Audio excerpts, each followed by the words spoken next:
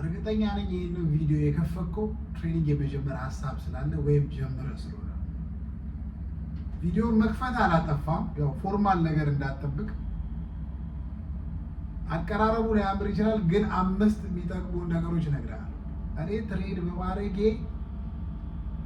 ገንዘቤን ጊዜን ባለማወቄ ማለት ነው ገንዘቤን ጊዜን አንዳንዴም በዲፕሬሽን ያለፈውት ያልሳብኩት ጭስ የለ ተሰገዘ ግን በጣም ዝግ ያለው እነዚህ ነገሮች አውቀህ ብትጀምር ይጠቅምሃል ብዬ አስባለሁ።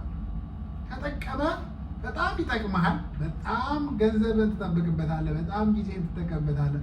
ማወቅ ይበጃል ብዬ አስባለሁ። አንደኛ በላይፍ ያልኩት ካልሆነ ምትል አይነት ሰው ካልኩ አልኩ የሚሉ ሰዎች አሉ አይደል? እኔ ባይ ካልኩ ይሄዳል። ትንሽ ነገር አውቀህ ስትራቴጂ ምን አናላይዝ ትንሽ ተምረህ ከዛ በኋላ ማርኬትን እኔ አዟለሁ ብለህ የሆነ ማን ያዘዋል አይነት አክሽን የምታራምድ ሙድ የምታራምድ ከሆነ ከአሁኑ ልንገርህ ይብራል። እውነቴን ነው።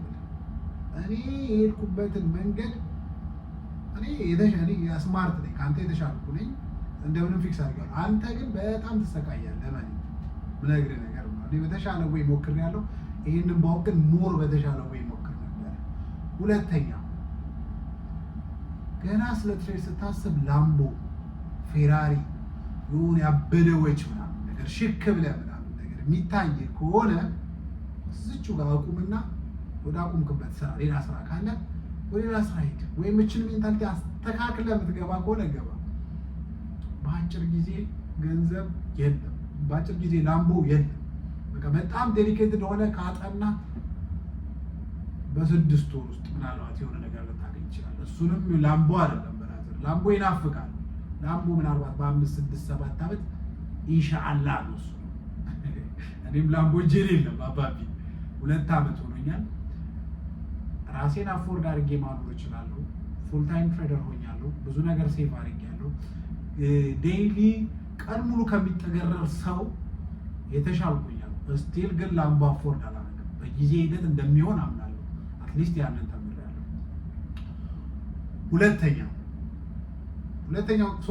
ሶስተኛ ከመናገሬ በፊት ግን እኔ ልትሰማኝ የሚገባው ለምንድን ነው መሰለህ? ታክሲ ድራይቨር ነበር፣ ዱባይ ታክሲ ድራይቨር። ከታክሲ ድራይቨር ወደ ፉል ታይም ትሬደር ሙቭ ያደረኩ ሰው ነኝ። ታክሲ መንዳት በጣም ቢዚ ከሚያደርጉ ስራዎች ውስጥ አንዱ ነው።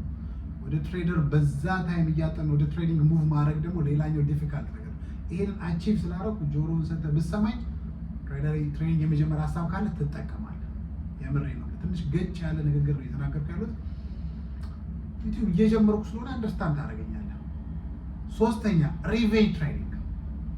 በባህሪ በቀል ምናምን ነገር ይሄ እንትና እንደዚህ አድርጎኛል እበቀለዋለሁ፣ ገንዘቤን ወስዶብኛል ዛሬውኑ ሳልቀበለው አላድርም ምናምን አይነት ባህሪ ካለበት ትሬኒንግ ላይ ስትመጣ ደግሞ ገንዘብን ዛሬ ስትበላ ዛሬውኑ ካላስመለስኩ አይነት ጨዋታ የምትጫወት ከሆነ ኩላሊትህን ነው የምትበላ። ምክንያቱም ገንዘብን ለማስመለስ ገንዘብ ትከታለህ። ገንዘብ ስትበላ ሌላ ገንዘብ ይለው ቁማር አይደለም። ቁማር ስለምታውቅ እርግጠኛ ብዙ ማውራት አይጠበቅብኝም። ኩላሊትህን ትበላለህ። ከዚህ ባህሪ ራስን አንድ ብር የሆነ ብር ስትበላ ሌት $100 $200 ስትበላ ትሬኒንግን ካወቅክ በኋላ ከተማርክ በኋላ ዲፖዚት ማድረግ ያለብህ ስትበላ በቃ ነገም ሌላ ቀን ነው ነገ ሞክራለሁ ብለህ ማትመጣ ከሆነ ገንዘቤ ውጭ አይደር አይነት ጭውት የምትጫወት ከሆነ አንዱ ኩላሊትህ እንደተበላ ቁጠረው። ሰላም አለይኩም። አራተኛ በፈለኩት ሰዓት ትሬድ አደርጋለሁ ሚል ሜንታሊቲ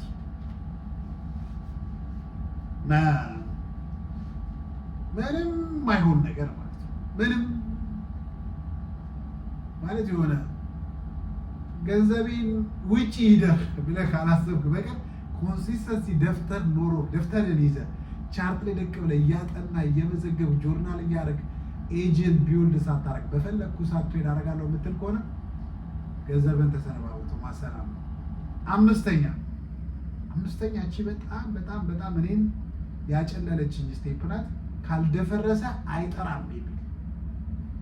አሁን ካልደፈረሰ አይጠራም ማለት ነው መሰለሽ? ያለህን ማላ ዲፖዚት አድርገህ ወይ ተገልብጦ ፍሊፕ ሆኖ እጥፍ ሆኖ ይምጣ ወይ ደግሞ ወሰደው የሚወሰደው ሜንታሊቲ ካለ ምናልባት አንድ ቀን ሊሳካል ይችላል። 5000 አስገብተህ 10,000 ሊሆን ይችላል። 10,000 አስገብተህ 20,000 ሊሆን ይችላል። 20,000 ግን አትመለስም። 20,000 አስገብተህ የሞከርክ ሰዓት ወይም ያለህን ካፒታል ወጥተህ አድርገህ የሞከርክ ሰዓት ያኔ ማርኬት